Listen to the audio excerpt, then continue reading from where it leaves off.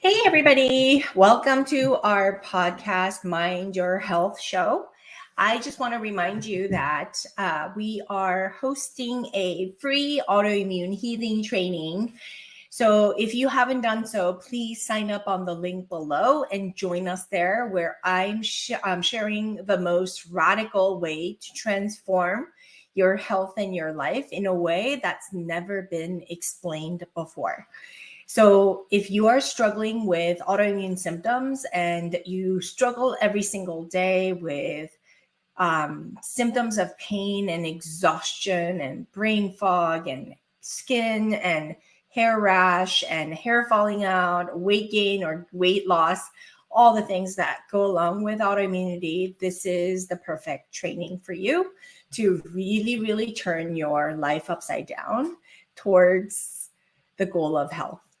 So today, I want to talk to you guys about how to set priorities in your life. So I know that many of you guys struggle with confusion and overwhelm, and it's a common theme for those living with autoimmunity, but it doesn't have to be this way, because confusion comes mostly from an inability to set priorities for yourself. And that's why we're talking about priorities today. And setting priorities requires clarity and focus, two of the things that we just don't have. While there's so much contradictory information that tends to have us circling on the wheel of suffering, it doesn't give us the clarity and the focus that we need to boost our confidence in knowing exactly what to do, right? And so that's where I really want to prioritize what our priorities should look like, right? But before I go any further, I want to define what priority is. Priority, by definition, is a thing that is regarded as more important than another. When people say they don't have time, it's because they don't know how to prioritize their time. And typically when you talk about priorities, it's all about having time or making enough time to deem it as important as it should to commit to it, right? But if you're not committing to something, then that means even though you might pay lip service to the thing that you should prioritize, chances are that you probably don't think it's important enough, or at least not just yet. And the ultimate truth that I want to share is that we make time for those things that truly do matter. So it's a real reflection of what really matters to you.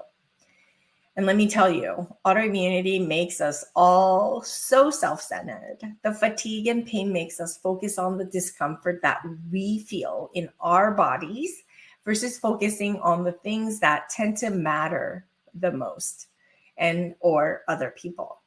Ironically, though, when feeling tired and sick, we don't prioritize our health. We tend to focus on whatever makes us feel better in the moment, whether that's buffering with food, taking and over-consuming alcohol or medications to feel better. Anything that can potentially take the edge off the pain and suffering is what we seek. And what we tend to lack is the focus and clarity about what to do every single day. And we need habits and rituals that keep us consistent.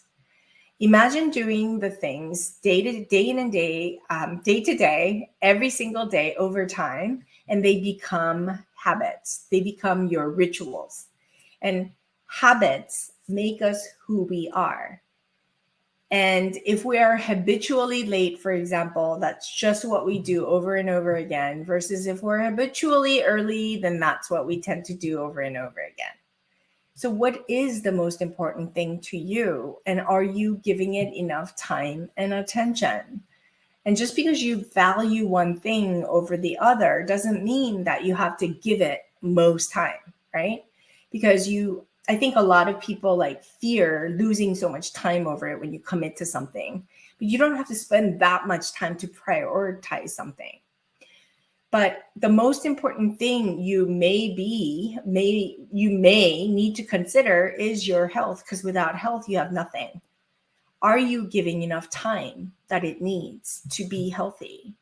Do you set time away to do some yoga, to move, to exercise, to meditate, to sleep?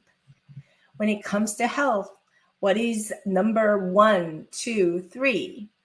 And what are those specifically? Because you have to break down the goals of your health or the priorities in terms of your health. Priority is health, and number 1 priority under that health priority as the priority might be sleep. Second one might be losing weight. Third one might be to hydrate or even defecate regularly, right? Number 1 priority is health and losing weight. But a lot of the times, a lot of people, they eat highly processed foods all the time, and or sometimes they are depriving themselves in the name of weight loss. Is that being healthy, right? It's contradictory. Because I want you to realize that within each priority, how do you prioritize the activities? Are they truly important? Okay. There is no balance in life. Okay? I don't care what you say. It doesn't make sense to try to have balanced life when everything is equal or just enough to be mediocre, right? You want to do everything to your excellent standards to be the best you can be. That means do it so that you can achieve the things that you consider to be important and do it exceptionally well. Take certain times of your life and prioritize certain things. If you're a childbearing woman, then you might be focused on parenting.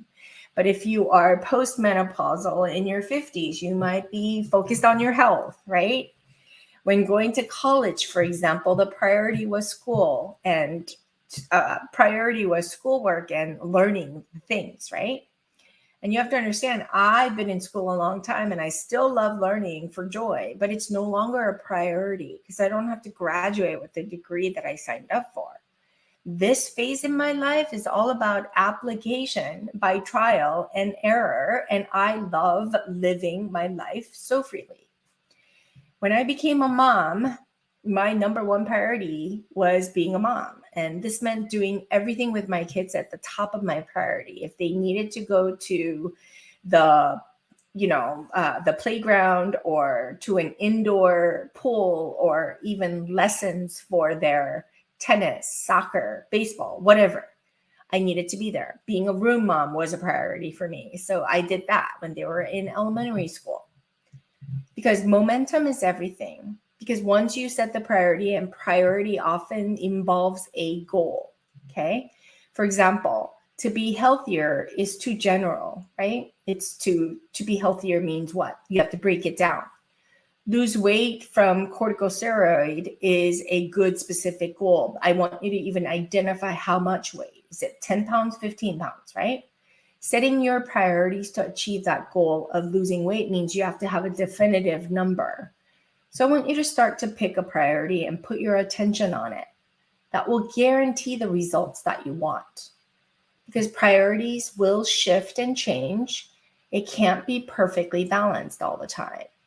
And I just want you to know you have to have projects like losing the 15 pounds of weight specifically by when, right?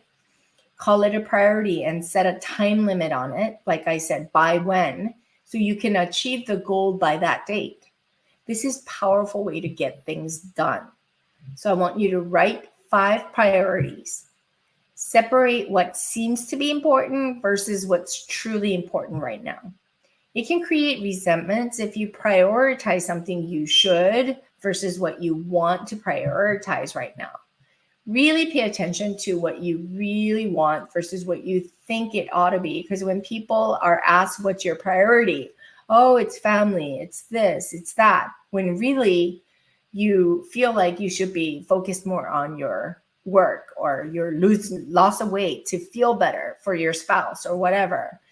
To say your priority is your spouse when you feel like you want to feel better first, it's like that's where the stickiness comes in.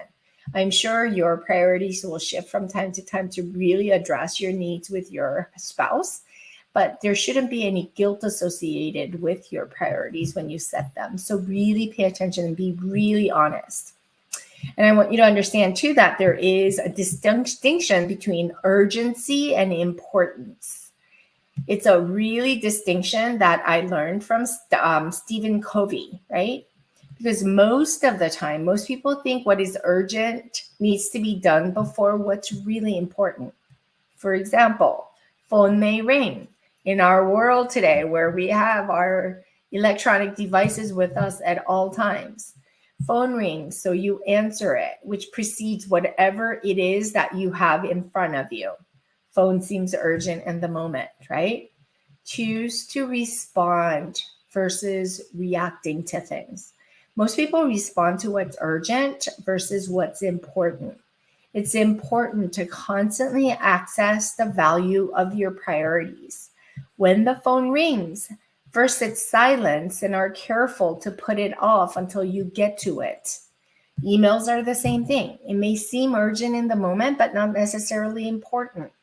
It's the same for family, life, career, schoolwork. What's important versus urgent? It's helpful to keep a time journal too, spending time on what's urgent. The more urgent things you have in your life, the less planning you tend to do. The more planning you do, you'll find that you don't have much urgent things. If you constantly run out of essential things in life like eggs, paper towel, toilet paper, etc., right? It's the planning that's lacking. Think about the single most important result you want right now. So for now, focus your energy on the thing that you want the most so you can prioritize your life. When you do this consistently, you'll find that creating health is super doable and easy. You can choose to make it easy versus hard, but most of us try to make it too hard. Don't take anything that takes away mental sanity. Take care of your mind in the process of setting your priorities. Your emotional and mental well-being should take precedence over anything else. So I want you to ask yourself, where in life do you focus on what's urgent versus what's important? And lean into that and understand yourself better. Remember, the planned life is one where you can freely focus on what's truly important. And this is a sure way to create the best life of your dreams.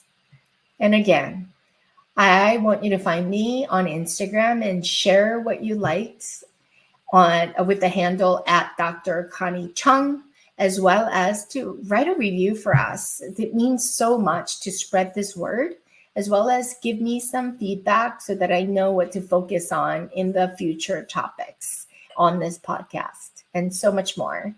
I thank you so much, and I would really appreciate it if you can give us a review, a positive one, I hope, as well as to write comments and share this information with those who can benefit.